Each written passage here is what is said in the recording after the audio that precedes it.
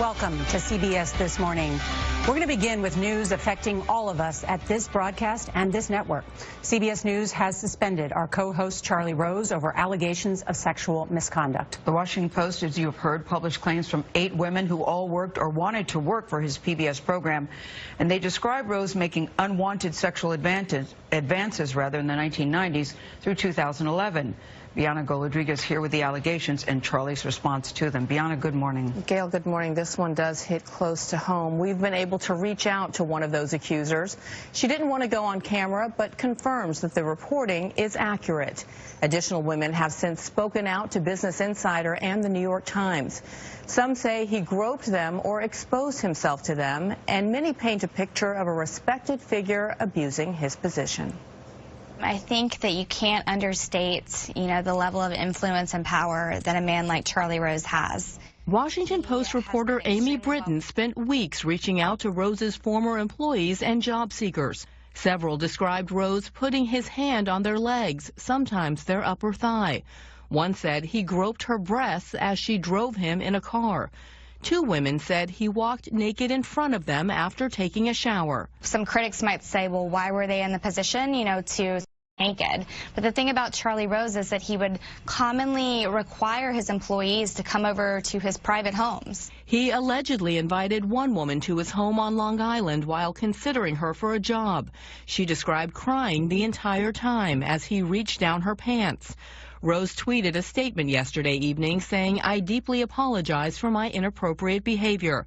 I'm greatly embarrassed. I have behaved insensitively at times, and I accept responsibility for that. Though I do not believe that all of these allegations are accurate." Rose explained, "I always felt that I was pursuing shared feelings, even though I now realize I was mistaken." This is the CBS News Night Watch. Good morning. During a long career in journalism, Rose earned multiple Emmys and a Peabody Award. This is Charlie Rose. But it's his signature interview program that made him a household name. In 2014, he was one of Time magazine's 100 most influential people in the world. He has such power over the show. He owns the show. There is no human resources department in the Charlie Rose show. Many of these women said that even if they wanted to file an official complaint, they wouldn't even know who to go to. One of the accusers, former assistant Kyle Godfrey Ryan, said in a Facebook post that the work environment at the Charlie Rose show supported a spectrum of misconduct from unhealthy boundaries to outright physical abuse. She's one of 2 women who told the Washington Post they reported Rose's behavior to the show's executive producer Yvette Vega. She claims Vega would shrug and just say, "That's just Charlie being Charlie." In a statement to the Post, Vega wrote, "I should have stood up for them. I failed. It is crushing. I deeply regret not helping them." The Charlie Rose program airs on PBS and then re-airs on Bloomberg. Both networks have suspended the program. Charlie Rose hosted this broadcast since its debut in 2012. He's also a contributing correspondent to 60 Minutes. In a statement, CBS News says he's suspended immediately while we look into the matter. These allegations are extremely disturbing, and we take them very seriously. The Washington Post reporter told us more than a dozen other women have reached out wanting to speak or share their stories since this article appeared yesterday. And Nora, as tough as the story is, it's important that we cover it the same way we covered the other ones. Well said, Bianna. Thank you. And Gail, I know you and I have talked a lot about this, and it takes a lot of courage for these women to come forward, and I think that they should continue to do something.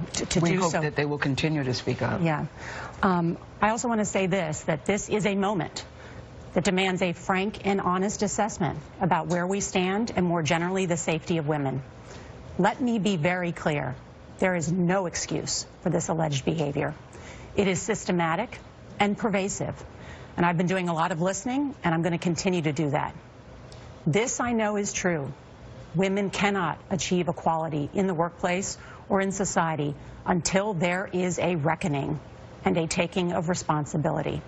I'm really proud to work at CBS News. There are so many incredible people here, especially on this show, all of you here. This will be investigated. This has to end. This behavior is wrong, period. I certainly echo that, and I have to say, Nora, I really am still reeling. I got an hour and 42 minutes of sleep last night. Both my son and my daughter called me. Oprah called me and said, "Are you okay?" I am not okay. After reading that article in the Post, it was deeply disturbing, troubling, and painful for me to read. That said, I think we have to make this matter to women, the women that have spoken up, the women who have not spoken up because they're afraid. I'm hoping that now they will take the step to speak out too, that this becomes a moment of truth.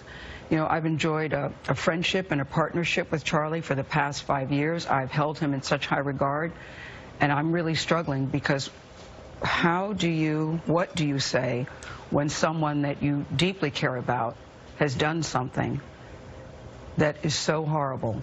How do you wrap your brain around that? I'm really grappling with that.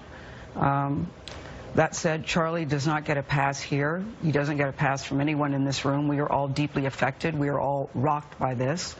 And I want to echo what Nora said. I really applaud the women that speak up despite the friendship. He doesn't get a pass because I can't stop thinking about the anguish of these women. What happened to their dignity, what happened to their bodies, what happened maybe to even their careers. I can't stop thinking about that and the pain that they're going through. I also find that you can hold two ideas in your head at the same time. You can grapple with things. And to be very honest with you, I'm still trying to process all of this. I'm still trying to sort it out because this is not the man I know, but I'm also clearly on the side of the women who have been very hurt and very damaged by this. And I'm going to, I haven't spoken to him. Have you spoken to him? I haven't spoken to him. I intend to speak to him, certainly later today. But I'm very sorry, and I'm very glad that they have spoken up. Well said. We are going to continue to do our reporting on this story and other allegations that have come forward, and we're going to continue. Can I just say this, Nora? We have a great team here, and we are all, as you said, very committed to bringing you the news, even when it affects us so deeply. None of us ever thought that we'd be sitting at this table in particular telling this story, but here we are. But we will continue to report the news as we always have. We do. We should say this, that in our next hour, 5 highly accomplished